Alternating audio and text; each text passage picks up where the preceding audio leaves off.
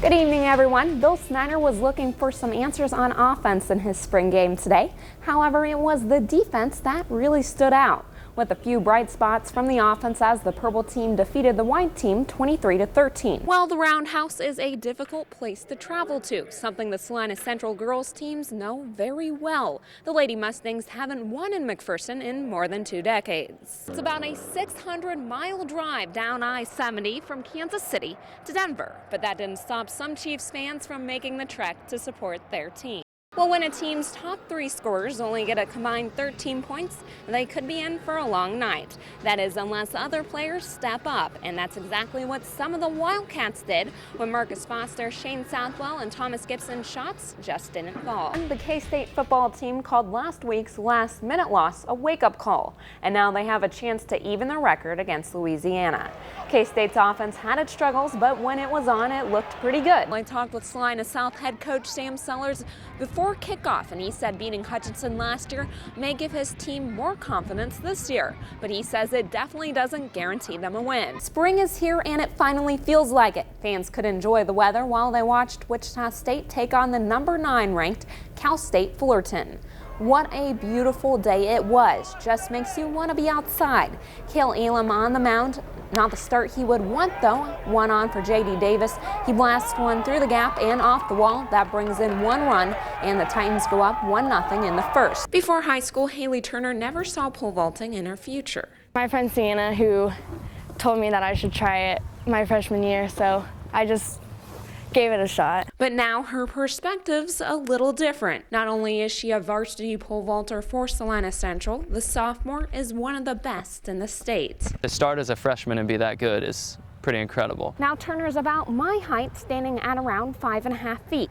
But to give you guys a better idea of just how high she propels herself into the air, her best pole vault of the season, which was also a PR, was 11.5 feet.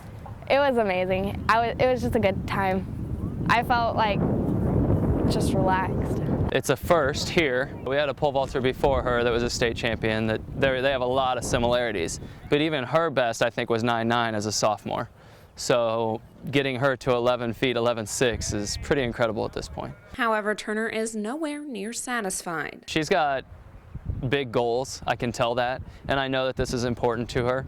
So you don't have to worry very much about, is she going to get the job done? Is she going to continue to improve? Our school record is 12.6, and I kind of want to beat that sometime. And according to her coach, it's her work ethic that sets her apart. So the kids put in a ton of time, and it's after hours. They don't get home till after dark, and that's what makes her special, because she's willing to put that time in. And as a sophomore, she still has plenty of time to see just how high she can go. Keep working hard, try not to be scared, and just push myself. You can see Coach Jaden Adams standing on the sidelines at every practice and every game. Ever since I've been around football, it's something that gets me excited like nothing else does. He's part of a Beloit football team that's tearing through the competition, with a senior class that has been playing together since they were little and are no longer just a team, but brothers, I could say. I know we've been through everything together. We know a lot about each other. We hang out together. We trust each other on the field, if you can put it that way. I mean, just 2 years ago, Coach Adams was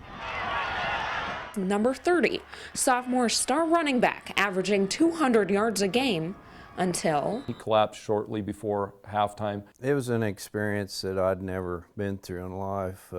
Naturally, very scared. He was taken to the hospital with a traumatic brain injury and was in a coma for about a week. We always knew he'd come back to us. Yes, I never doubted that.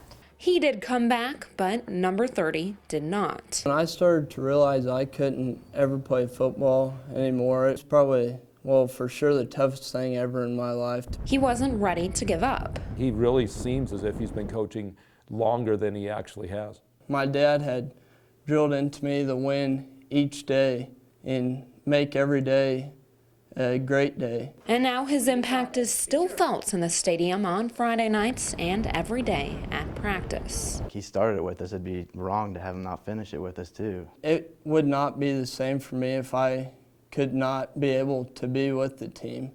I mean, it's just something I love to do. Well, McPherson and Hayden have only met once in the state tournament, and that was way back in 1960. 65, and McPherson won the game by 10 points. And now they're going at it again in the high school version of the Big Dance. Head coach Kirk Kinnaman looking for his 5th state title, which would give him the most in school history. McPherson getting the game started quickly. Hayden would try to hang with them for a while, but turnovers helped the Bullpups gain momentum. Sophomore Drew Pyle had a great first half shooting. He was 3 for 4 from the arc and ended the night with 21 points. I was just knocking down shots. I relied on my team to get me the ball, and I just made the shots. But he wasn't the only one. McPherson had 6 guys score in the first half to help them get the 25-14 lead going into the locker room. And in the second half, they continued to pile it on. Hayden would get it within 8, but no closer, as McPherson skated their way to the 57-40 win, giving head coach Kirk Kinnaman his 5th win, one he got to share with his player and son Kyler. I'm having a hard time talking because it's a pretty emotional deal when you have kids that invest like these guys do, and when your own son's a part of that, it's really special. They sent seniors Peter and Ryan Horton off with a victory. It's awesome to end it, but it doesn't feel like it's over yet. An injured senior, Keyshawn Sewell, not only got to suit up because his teammate gave him his spot, but he also got to be the first to touch the state championship trophy. He's the best teammate we've ever had. He's the best guy we have.